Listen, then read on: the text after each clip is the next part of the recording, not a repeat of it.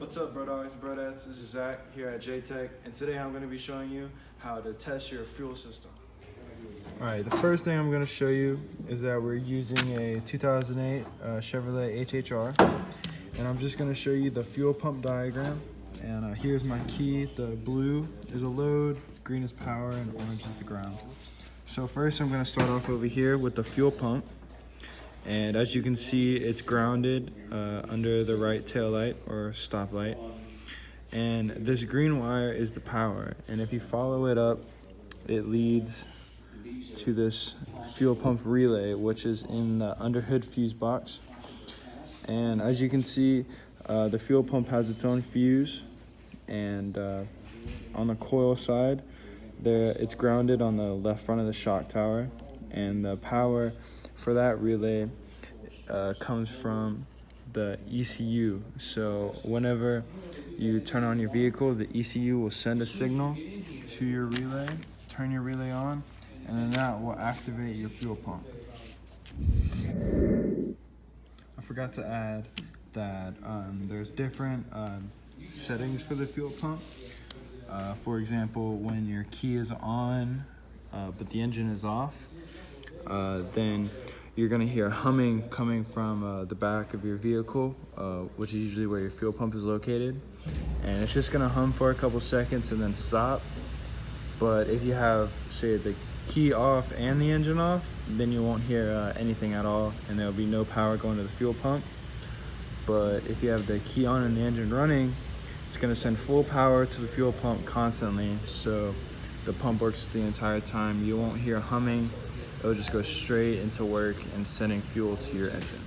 Okay, so I'm gonna show you how to do an initial fuel check. It's very simple.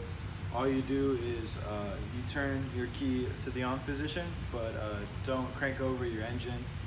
And whenever you turn it on, you're gonna hear from behind you, usually where the fuel pump is in the back, and you're gonna hear a humming noise for about maybe 2 or 3 seconds.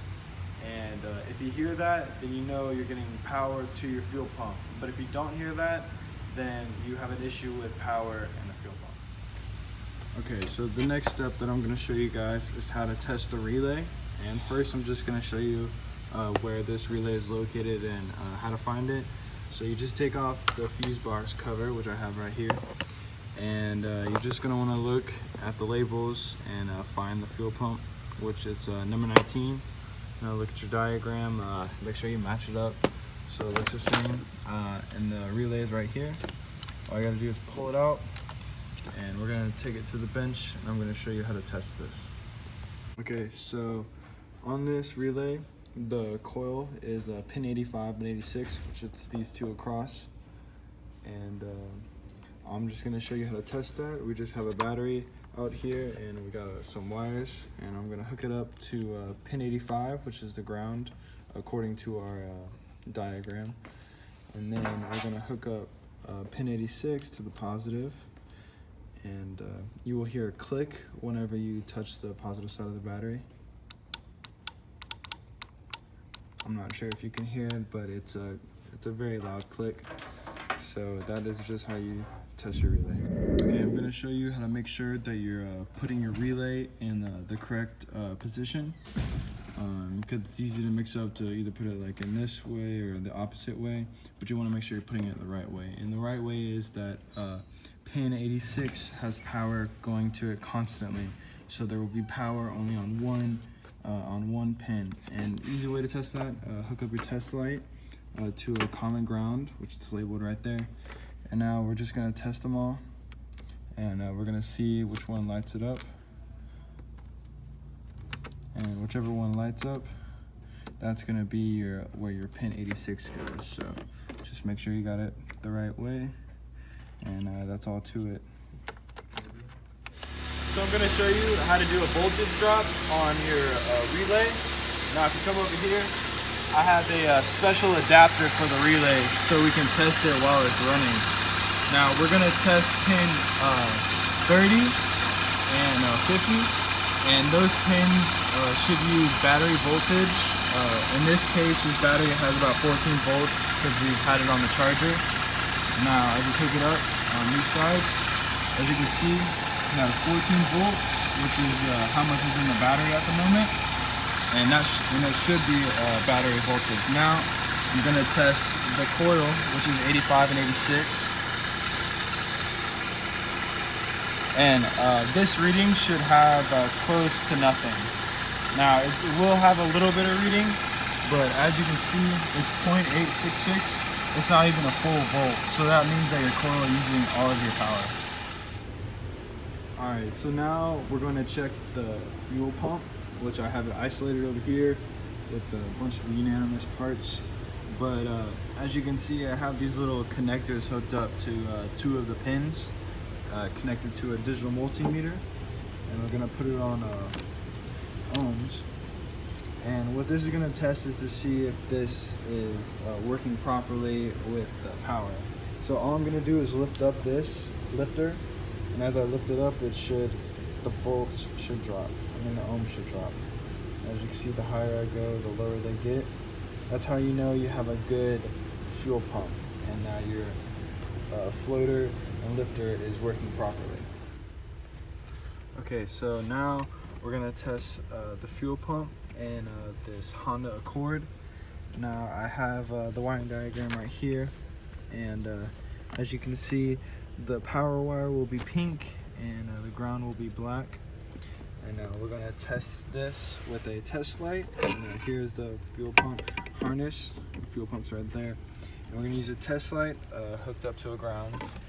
And my colleague is going to turn the key on and the engine off, and I'm going to put it on the power, and the light should only turn on for about 2 to 3 seconds and then shut off. Now I will show you.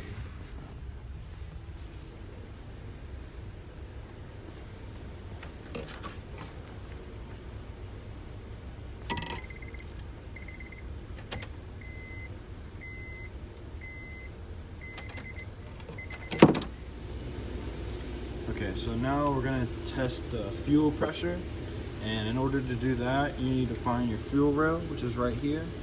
If you can see, you have injectors throughout it all, and right here is a Schrader valve, and you're going to hook up your gauge, and I have a little adapter right here, and you screw it in, and once you screw it in, you hook up this to that adapter, and you're gonna have this gauge, and whenever we turn the key on, it should have a pressure up to 40 to 45. And the only reason you would do this type of test is if a customer comes in and says that he tried cranking over his vehicle, it cranked a couple times but it didn't run, but then the second time he cranked it, it automatically started. Now what that means is that it's just building up pressure and there's not enough pressure at the system, so it either, one, could be leaking through the injectors into here, or the one-way check valve inside your fuel sending unit is messed up and it's sending the pressure of the fuel back into the fuel pump rather than sending it to the fuel rail. Now when I get back, we're gonna have this all hooked up and I'll show you all the gauges readings. So now I have it all hooked up, and as you can see, there's no pressure, but I will have my colleague turn the key on, and as you see, it goes up. Now it will shoot up very high, but it will slowly go down, and as it goes down, it's just settling its pressure. But one key thing you want to remember is whenever you hook up this, some fuel can come out and be around here. Now, while you're messing with the fuel system, you could have a fire if there's a ton of gas everywhere. Now, you always want to keep a fire extinguisher next to you, or you got to know where the fire extinguisher is in case a fire does break out. Now, my colleague's going to turn the engine running. And as you see, it shoots up to about 64 or 63, and as you can tell, it's just staying at a constant reading. Now, if it were to start dropping, then you know you have a leak somewhere. But whenever you have it on and you want to get the initial fuel pressure, and then a good way to test it to make sure it's holding pressure is while you're at the shop, hook this up get that pressure to 44, 45 psi, and then wait and just see. You know, it could be hours, or even you could come back the next day to see if the fuel gauge has dropped, or if it drops, then you know that there's a leak somewhere in the system, either in the injector there's a leak, or in the one-way check valve, as I said before. Alright, so now I'm going to be showing you the wiring diagram with the fuel injectors for the HHR. As you see, I have them labeled here and also highlighted. And as you can see, all the ground wires head to the ECU, and which just means it's controlled by the computer inside the engine, inside the vehicle. And as you can see, all the power lines connect to each other into a pink line, and this is getting powered by this fuse and then a relay. And this relay is powered by the ground of the ECM. Now, it looks like a lot of scrabble, but it's just an easy way to look at how your fuel injectors are hooked up.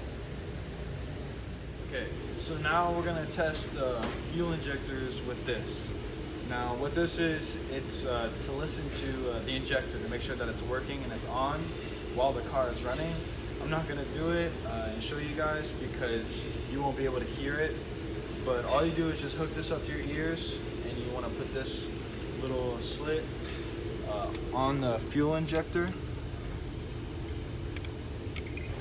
And when you have it on the fuel injector, you wanna have it when it's off, but as soon as you turn the engine on and you have this hooked up to your ears, you should hear an immediate ticking noise. Now, the ticking is gonna be super fast, and it should stay constant. And when you hear that ticking, that's good. That means your injector is working properly. Now you're gonna wanna test each fuel injector and make sure that they're all working properly. All right, now I'm gonna show you how to check for power at your injector. Let's just say that we used our stethoscope on this injector right here, and we heard no ticking, and we heard nothing. And so the way to check this is we're going to check to make sure that it's getting power to the injector. Now, I looked at the wiring diagram, and that pink wire is the power. So I have a back pin in it, and the multimeter leads connected to that, and the common ground up against the stripe. And all you got to do is we're going to test it on volts, and we will turn the key on, engine off, and as you can see, we have battery voltage, so that just means that there's power getting sent to the injector. Now, if the injector, you couldn't hear any clicking and it was getting power, then you could have a possible bad injector. Alright guys, so the next test is we're using this little device here. It's called a Noid tester, and we have it hooked up to the back of a fuel injector, the fuel injector's harness.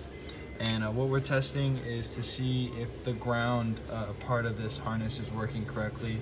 And as I said, the ground is controlled by the ECU, so the ECU should be turning it on and off very fast, like you would hear in the stethoscope.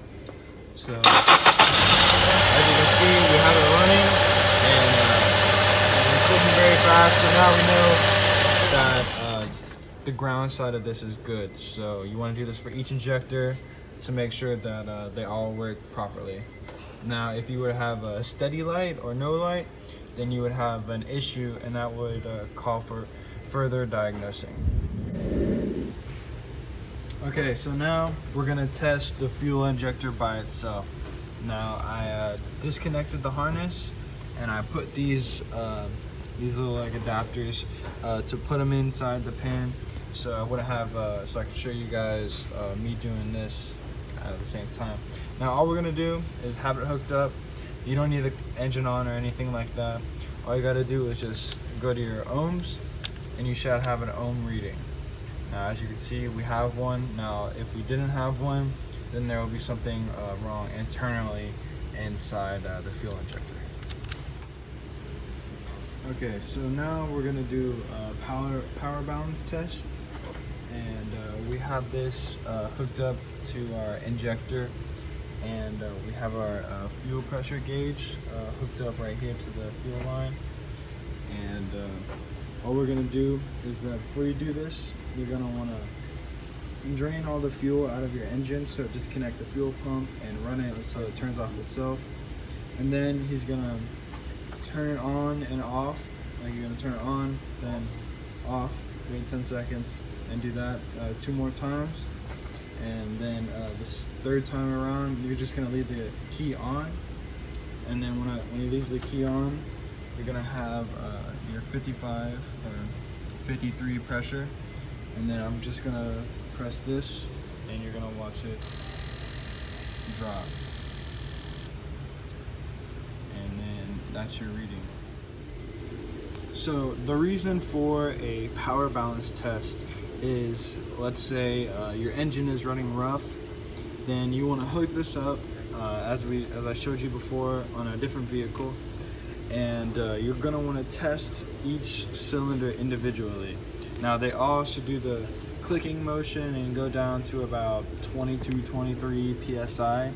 But if one of your cylinders is doesn't go all the way down, but it goes about halfway, then you know that the fuel pressure and the fuel volume isn't correct. It's like losing power, or it just doesn't have enough pressure to that specific line.